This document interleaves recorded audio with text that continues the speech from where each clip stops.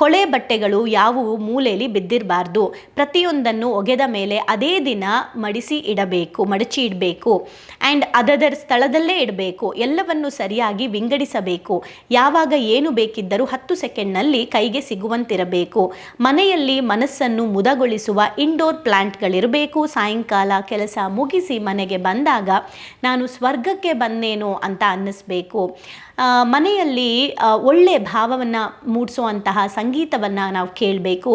ರುಚಿಯಾದ ಮನೆ ಅಡಿಗೆ ಆಗಿರ್ಬೋದು, ಗಂಧದ ಕಡ್ಡಿಯ ಘಮ ಆಗಿರ್ಬೋದು, ಸಮೃದ್ಧಿ, ನಗು, ಖುಷಿ ಮನೆಯಲ್ಲಿ ತುಂಬಿರ್ತಾರೆ. ಅವ್ರದ್ದು ಯಾವುದೋ ಒಂದು ವಸ್ತು ಇರುತ್ತೆ, ಅದು ನಮಗೆ ಪದೇ ಪದೇ ಅವ್ರು ನೆನಪು ಮಾಡ್ತಾ ಇರುತ್ತೆ. ಅವ್ರು ನೆನಪಾದಾಗೆಲ್ಲ ನಾವು ನೆಗೆಟಿವ್ ಎಮೋಷನ್ಸ್ಗೆ ಹೋಗ್ತಾ ಇರ್ತೀವಿ. ಸೊ ದಟ್ ಆ ಬಟ್ಟೆಗಳನ್ನು ಫಸ್ಟು ಅವ್ರ ವಸ್ತುಗಳನ್ನು ಅವ್ರು ಕೊಟ್ಟಿರೋದು ಏನೇ ಇದ್ರೂ ಅದನ್ನು ಹೊರಗೆ ಹಾಕ್ಬಿಡಿ. ಬಿಕಾಸ್ ಕ್ಲೀನ್ ಅಷ್ಟೇ ಆಗಿದ್ರೂ ಕೂಡ ಅವನಿಗೆ ಬುಕ್ಕನ್ನ ನಾವು ರ್ಯಾಪ್ ಮಾಡಿ ಇಡಬೇಕಾದ್ರೆ ನೋಡು ಇದೆಷ್ಟು ಕ್ಲೀನಾಗಿರುತ್ತೆ, ಅಷ್ಟು ಚೆನ್ನಾಗಿ ನಿಂಗೆ ಸಪೋರ್ಟ್ ಮಾಡುತ್ತೆ ಓದಿದ್ದೆಲ್ಲ ಅಂತ. ಅವ್ನು ಈಗಲೂ ಅದೆಲ್ಲ ಆದಮೇಲೆ ಹಿಂಗೆಲ್ಲ ಒರೆಸ್ಬಿಟ್ಟು ನಮಸ್ತೆ ಮಾಡಿಬಿಟ್ಟು ಇಡ್ತಾನೆ. ಸೊ ಈ ಆರ್ಗನೈಸ್ಡ್ ಮೈಂಡ್ಸೆಟ್ನ ಈ ಚಿಕ್ಕ ಮಕ್ಕಳಿಂದನೂ ಕ್ರಿಯೇಟ್ ಮಾಡ್ತಾ ಹೋದಾಗ ಅವ್ರಿಗೂ ಕೂಡ ಲೈಫಲ್ಲಿ ತುಂಬಾ ಕ್ಲಾರಿಟಿ ಇರುತ್ತೆ. ಅವ್ರ ಜೀವನದಲ್ಲಿ ಎಲ್ಲ ಇಲ್ಲಿಟ್ಕೋಬೇಕು, ಅಲ್ಲಿಟ್ಕೋಬೇಕು, ಇದನ್ನು ಹಾಕ್ಕೋಬೇಕು, ಅದನ್ನು ಹಾಕ್ಕೋಬೇಕು ಅಂತ ಕ್ಲೀನಾಗಿ ಅವ್ರಿಗೆ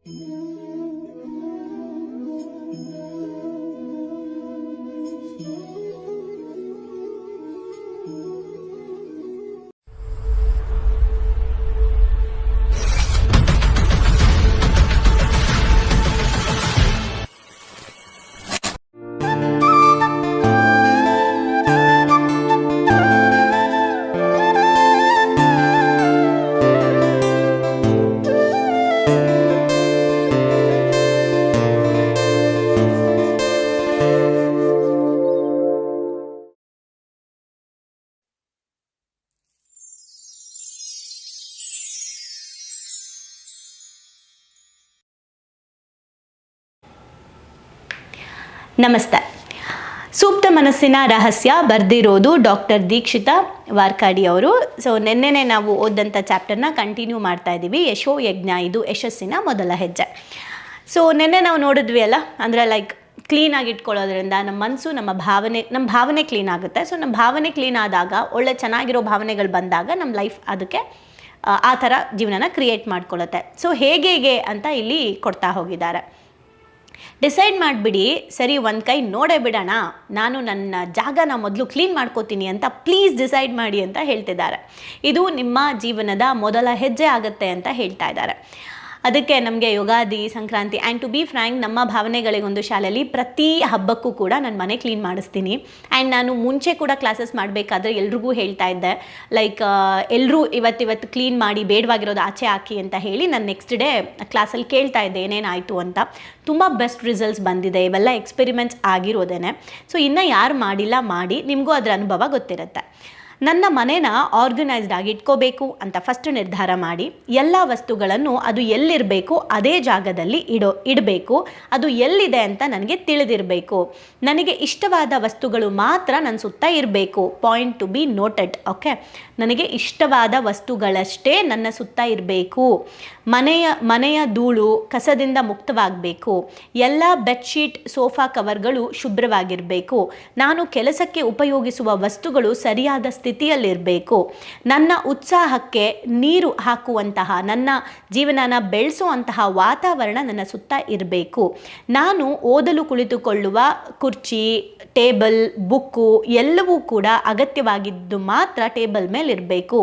ನಮ್ಮ ಡ್ರಾವರ್ಗಳು ನೀಟಾಗಿರಬೇಕು. ಲ್ಯಾಪ್ಟಾಪಲ್ಲಿ ಸರಿಯಾದ ಹೆಸರಿನ ಫೋಲ್ಡರ್ಗಳು ಇರಬೇಕು.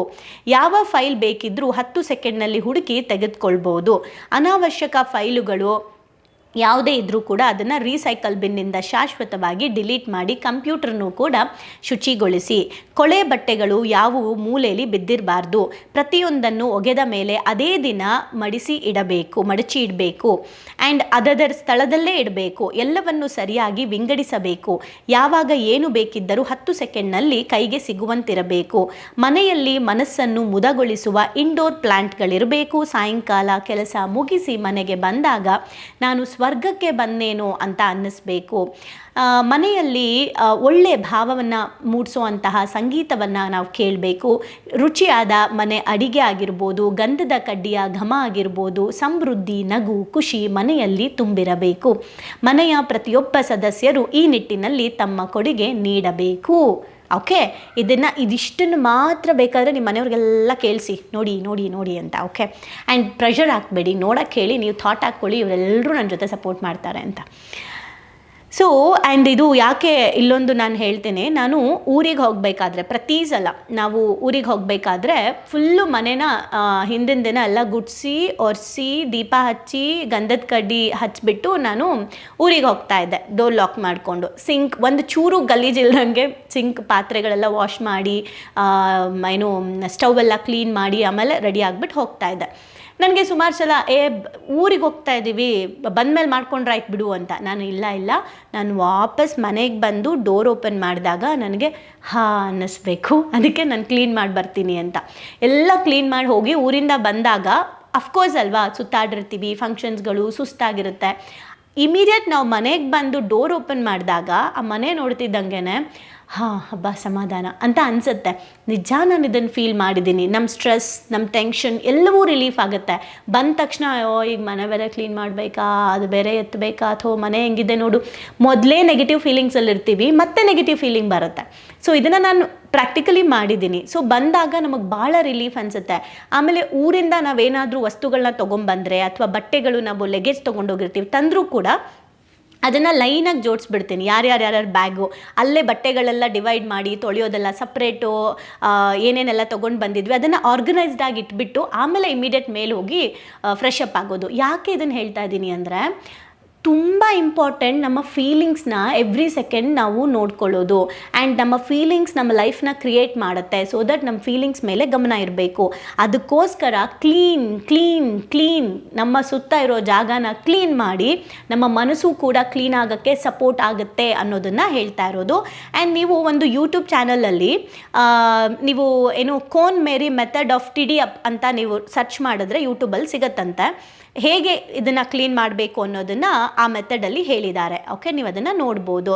ಒಂದಿನ ಅಡುಗೆ ಮನೆ, ಒಂದಿನ ಬೆಡ್ರೂಮ್, ಈ ಥರ ನೀವು ಕ್ಲೀನ್ ಮಾಡೋಕ್ಕೆ ಶುರು ಮಾಡಿ. ಆ್ಯಂಡ್ ನಿಮಗೆ ಗೊತ್ತಾಗುತ್ತೆ ಎಷ್ಟು ಚೆನ್ನಾಗಿದೆ ಅನಿಸುತ್ತೆ ಅಂತ.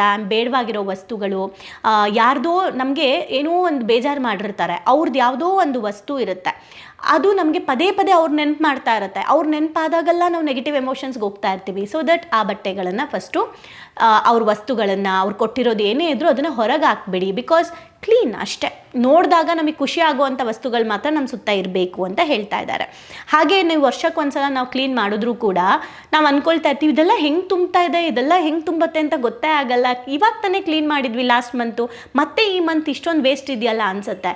ಅದು ಹಾಗೇ ಲಾಸ್ಟ್ ಮಂತು ಇದಿರಲಿ ಬಿಡು ಅಂತ ಇಟ್ಕೊಳ್ಳೋಣ ಅಂತ ಅಂದ್ಕೊಂಡಿರ್ತೀವಿ, ಈ ಮಂತು ವೇಸ್ಟ್ ಅಲ್ವಾ ಅಂತ ಅನಿಸುತ್ತೆ.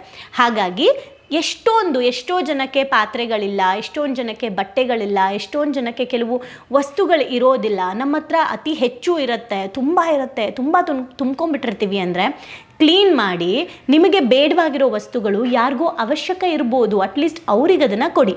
ಆದರೆ ಕೊಡಬೇಕಾದ್ರೂ, ನೀವು ಕ್ಲೀನ್ ಮಾಡಬೇಕಾದ್ರೂ ನೀವೆಲ್ಲರೂ ನನಗೆ ತುಂಬಾ ಸಪೋರ್ಟ್ ಮಾಡಿದ್ದೀರಾ, ನೀವೆಲ್ಲರೂ ನನಗೆ ಏನು ಒಂದು ಕಂಫರ್ಟ್ನ ಫೀಲ್ ಮಾಡಿಸಿದ್ದೀರಾ ಅಂತೆಲ್ಲ ಆ ಬಟ್ಟೆಗಳ ಜೊತೆ, ಆ ವಸ್ತುಗಳ ಜೊತೆ ಮಾತಾಡ್ತಾ ಮಾಡಿ ಬೇರೆಯವ್ರಿಗೆ ಕೊಡಬೇಕಾದ್ರೂ ಕೂಡ ಥ್ಯಾಂಕ್ ಯು ಸೋ ಮಚ್, ಇಷ್ಟು ದಿನ ನಮ್ಮ ಮನೇಲಿ ಇದ್ದಿದ್ದಕ್ಕೆ.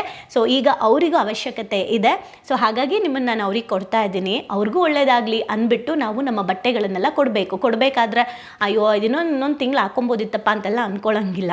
ಸೊ ಎಷ್ಟು ಇಂಪಾರ್ಟೆಂಟ್ ನಮ್ಮ ಭಾವನೆಗಳು ಅಲ್ವಾ, ಅದಕ್ಕೆ ಭಾವನೆಗಳಿಗೊಂದು ಶಾಲೆ ಸ್ಟಾರ್ಟ್ ಮಾಡಿರೋದು.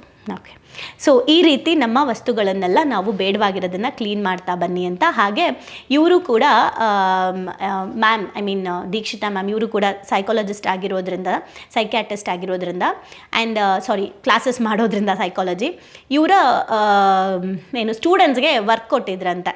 The cone Mary method of tidy up ಅನ್ನೋ ಅಸೈನ್ಮೆಂಟ್ ಕೊಟ್ಟಿದ್ರಂತೆ. ನೀವು ಅಂದರೆ ಎಲ್ಲ ಕ್ಲೀನ್ ಮಾಡಿಬಿಟ್ಟು ಒಂದು ಗ್ರೂಪ್ ಅಸೈನ್ಮೆಂಟ್ ಕೊಟ್ಟು ನನಗೆ ಒಂದು ಪ್ರೋಗ್ರೆಸ್ ರಿಪೋರ್ಟ್ ಕೊಡಿ ಅಂತ.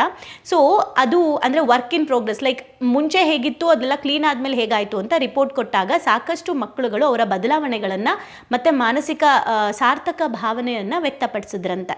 ಸೊ ಹಾಗಾಗಿ ಇಲ್ಲಿ ಹೇಳ್ತಾ ಇರೋದು ಏನಂದರೆ, ನಾವು ಎಷ್ಟೋ ವಸ್ತುಗಳನ್ನು ಪದೇ ಪದೇ ಇಟ್ಕೊಳ್ತಾ ಇರ್ತೀವಿ, ಮುರಿದೋಗಿರೋದನ್ನು ಇಟ್ಕೊಂಡಿರ್ತೀವಿ, ಮಕ್ಕಳುಗಳದ್ದು ಆಟ ಸಾಮಾನುಗಳು ಎಷ್ಟೊಂದು ಮುರಿದೋಗ್ಬಿಟ್ಟಿರುತ್ತೆ ಅಂಥದ್ದಾಗಿರ್ಬೋದು, ಅದು ಪುಸ್ತಕಗಳಾಗಿರ್ಬೋದು, ಆಮೇಲೆ ನಿಮ್ಮ ಜೊತೆಯಲ್ಲಿ ಇರಬೇಕಾಗಿರೋ ಪುಸ್ತಕಗಳು ಕೂಡ ಲೈಫಲ್ಲಿ ನೀವು ಹೇಗಿರಬೇಕು ಅನ್ಕೊತೀರಾ, ಖುಷಿ, ಯಶಸ್ಸು, ಆಧ್ಯಾತ್ಮ, ಸಕ್ಸಸ್, ಈ ಥರದ ಒಂದು ಬುಕ್ಕುಗಳು ನಮ್ಮ ಹತ್ರ ಇರಬೇಕು. ಆ್ಯಂಡ್ ನಿಮಗೆ ಗೊತ್ತಿರೋ ಹಾಗೆ ನಾವು 2024 ಬುಕ್ ಏನು ಓದ್ಕೊಂಬರ್ತಾ ಇದ್ದೀವಿ, ಈ ಎಲ್ಲ ಬುಕ್ಕು ನಿಮ್ಮ ಲೈಬ್ರರಿಲಿ ಇದ್ದರೆ ಒಳ್ಳೆಯದು. ಓಕೆ, ಸೊ ಬೇಡವಾಗಿರೋ ಬುಕ್ಕು ಅಂದರೆ ನನ್ನ ಯಾಕೆ ಬಿಟ್ಟು ಹೋದೆ, ಈ ಥರ ಕೆಲವು ಬರುತ್ತೆ ಅಲ್ಲ, ಸೊ ಆ ಥರದನ್ನ ಜಾಸ್ತಿ ಇಟ್ಕೋಬಾರ್ದು ನಮ್ಮ ಜೊತೆ ಅಂತ. ಸೊ ನಮ್ಗೆ ಏನು ಲೈಫಲ್ಲಿ ಡಿಸೈನ್ ಮಾಡ್ಕೊಬೇಕು ಆ ಥರ ವಸ್ತುಗಳು ನಮ್ಮ ಸುತ್ತ ಇರಬೇಕು. ಆ್ಯಂಡ್ ಇಮಿಡಿಯೇಟ್ ನಿಮ್ಮ ಮನೆಯಲ್ಲಿ ನಿಮ್ಮ ಬ್ಯಾಗಿಂದ ಶುರು ಮಾಡಿ ನಿಮ್ಮ ಬ್ಯಾಗ್ನ ಕ್ಲೀನ್ ಮಾಡ್ಕೊಳ್ಳಿ. ಪೇಪರು, ಚಾಕ್ಲೇಟ್ ಪೇಪರು ತಿಂದಿದ್ದು ಮುದ್ರುಕೊಂಡು ಅಲ್ಲಲ್ಲೇ ಇಟ್ಕೊಂಡಿರ್ತೀವಿ. So at least every day clean ಮಾಡಿದ್ರೆ ಒಳ್ಳೆಯದು. ಆ್ಯಂಡ್ ಟು ಬಿ ಫ್ರ್ಯಾಂಕ್, ಇದನ್ನು ನಾನು ನನ್ನ ಮಗನಿಗೂ ಮಾಡಿಸ್ತೀನಿ. ಒಂದು 2 days ಒನ್ಸ್ ಅವನ ಹತ್ರ ಬ್ಯಾಗೆಲ್ಲ ನಾನು ಅದನ್ನು ಕ್ಲೀನ್ ಮಾಡಿಸ್ಬಿಟ್ಟು ಒಂದು ಪೆನ್ಸಿಲ್, ಒಂದು ಶಾರ್ಪ್ನರ್, ಒಂದು ಎರೇಸರ್ನ ನೋಡು ಈ ಜಿಪ್ಪಲ್ಲೇ ಇಟ್ಕೋಬೇಕು. ಆ್ಯಂಡ್ ಬುಕ್ಗಳನ್ನು ಒಂದು ಚೂರು ಕೂಡ 1 year ಆಗ್ತಾ ಬಂದರೂ ಕೂಡ ಒಂದು ಯಾವ ಬುಕ್ಕೂ ಅರ್ದಿಲ್ಲ. ಅವ್ನು ಪ್ರೀ ನರ್ಸರಿ 4 years ಆಗಿದ್ರೂ ಕೂಡ ಅವನಿಗೆ ಬುಕ್ಕನ್ನ ನಾವು ರ್ಯಾಪ್ ಮಾಡಿ ಇಡಬೇಕಾದ್ರೆ ನೋಡು ಇದೆಷ್ಟು ಕ್ಲೀನಾಗಿರುತ್ತೆ, ಅಷ್ಟು ಚೆನ್ನಾಗಿ ನಿಂಗೆ ಸಪೋರ್ಟ್ ಮಾಡುತ್ತೆ ಓದಿದ್ದೆಲ್ಲ ಅಂತ. ಅವ್ನು ಈಗಲೂ ಅದೆಲ್ಲ ಆದಮೇಲೆ ಹಿಂಗೆಲ್ಲ ಒರೆಸ್ಬಿಟ್ಟು ನಮಸ್ತೆ ಮಾಡಿಬಿಟ್ಟು ಇಡ್ತಾನೆ. ಸೊ ಈ ಆರ್ಗನೈಸ್ ಮೈಂಡ್ಸೆಟ್ನ ಈ ಚಿಕ್ಕ ಮಕ್ಕಳಿಂದನೂ ಕ್ರಿಯೇಟ್ ಮಾಡ್ತಾ ಹೋದಾಗ ಅವ್ರಿಗೂ ಕೂಡ ಲೈಫಲ್ಲಿ ತುಂಬಾ ಕ್ಲಾರಿಟಿ ಇರುತ್ತೆ ಅವ್ರ ಜೀವನದಲ್ಲಿ. ಎಲ್ಲ ಇಲ್ಲಿಟ್ಕೋಬೇಕು, ಅಲ್ಲಿಟ್ಕೋಬೇಕು, ಇದನ್ನು ಹಾಕ್ಕೋಬೇಕು, ಅದನ್ನು ಹಾಕ್ಕೋಬೇಕು ಅಂತ ಕ್ಲೀನಾಗಿ ಅವ್ರಿಗೆ ಗೊತ್ತಿರುತ್ತೆ. ಸೊ ಸಬ್ಕಾನ್ಷಿಯಸ್ ಮೈಂಡನ್ನು ಕ್ಲೀನ್ ಮಾಡ್ಕೋಬೇಕು ಅಂದರೆ ನಮ್ಮ ಕಾನ್ಷಿಯಸ್ ಮೈಂಡ್ ಕೂಡ ಕಾಮಾಗಿರಬೇಕು. ನಮ್ಮ ಕಾನ್ಷಿಯಸ್ ಮೈಂಡ್ ಕಾಮಾಗಿರಬೇಕು ಅಂದರೆ ನಮ್ಮ ಸುತ್ತಮುತ್ತ ಇರೋ ವಸ್ತುಗಳು ಕೂಡ ಕಾಮಾಗಿರಬೇಕು. ಆ್ಯಂಡ್ ಅದ್ರ ಜೊತೆ ಇಂಡೋರ್ ಪ್ಲ್ಯಾಂಟ್ಸ್ಗಳನ್ನು ಬೆಳೆಸಿ. ದೊಡ್ಡ ಮನೆ ಚಿಕ್ಕ ಮನೆ ಅಂತ ಅಲ್ಲ, ಅಡುಗೆ ಮನೆಯಲ್ಲಿ ಒಂದು ಪ್ಲ್ಯಾಂಟು, ಹಾಲಲ್ಲಿ ಒಂದು ಪ್ಲ್ಯಾಂಟು, ಅಟ್ಲೀಸ್ಟ್ ಇಂಡೋರ್ ಪ್ಲ್ಯಾಂಟ್ಸ್ಗಳನ್ನು ಬಳಸಿ. ಇವೆಲ್ಲವೂ ಕೂಡ ನಮ್ಮ ಮೈಂಡನ್ನ ರಿಫ್ರೆಶ್ ಮಾಡುತ್ತೆ. ಸೊ ಹೊಸ ವರ್ಷದಿಂದ ಹೊಸ ಕೆಲಸಗಳನ್ನು ಶುರು ಮಾಡೋಣ. ಯಶೋ ಯಜ್ಞ ಇದು ಯಶಸ್ಸಿನ ಮೊದಲ ಹೆಜ್ಜೆ. ಸೊ ನಮ್ಮ ಸುತ್ತಮುತ್ತ ವಾತಾವರಣನ ಕ್ಲೀನ್ ಮಾಡ್ಕೊಳ್ಳೋಣ. ನಮ್ಮ ಲೈಫ್ನು ಕೂಡ ಕ್ಲೀನಾಗಿ ಸ್ಮೂತಾಗಿ ಮುಂದಕ್ಕೆ ಹೋಗುತ್ತೆ. ಆ್ಯಂಡ್ ಮುಂದಕ್ಕೆ ಹೋಗೋಕ್ಕೆ ಇವೆಲ್ಲ ಹೆಲ್ಪ್ ಮಾಡುತ್ತೆ. Thank you.